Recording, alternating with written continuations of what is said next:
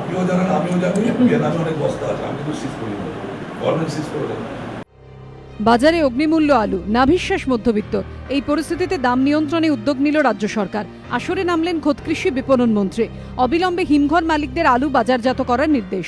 আপনি আলু আজ থেকে ছাড়ুন না, রাজ্যের মুখ্যমন্ত্রী যেটা চাইছেন ওটাই করতে হবে আপনাদের। মঙ্গলবার সকালে দফতরের আধিকারিকদের নিয়ে হুগলির ভান্ডারহাটি, ভাসটারা, গোপীকান্তপুরে আলুর 3টি হিমঘর পরিদর্শন করেন কৃষি বিপণন মন্ত্রী তপন দাশগুপ্ত। তাঁর অভিযোগ, রাজ্যের বিভিন্ন হিমঘরে ইচ্ছাকৃতভাবে আলু মজুত করে রাখা হচ্ছে। যোগান কমের জন্য বাজারে আলুর দাম বাড়ছে। অবিলম্বে হিমঘর কর্তৃপক্ষকে আলু বের করার নির্দেশ দেন তিনি। 30 লক্ষ মেট্রিক টন আমার স্টক আছে বিভিন্ন কোল্ড স্টোরেজে, সেই আলুটা বেরোচ্ছে না। আমি সব জায়গাতে একটা অনুরোধ করে গেলাম, ওয়ার্নিং বলবো না, যে বাজারে আলু ছাড়ুন। কৃষি বিপণন মন্ত্রী জানিয়েছেন, বেনামে আলুর মজুতদারি রুখতে আগামী বছর থেকে মজুতদারদের পরিচয়পত্র বাধ্যতামূলক করার পরিকল্পনা রয়েছে সরকারের। এ রাজ্যে বছরে আলুর চাহিদা 60 লক্ষ মেট্রিক টন। এবছর আলুর ফলন হয়েছে 90 লক্ষ মেট্রিক টন।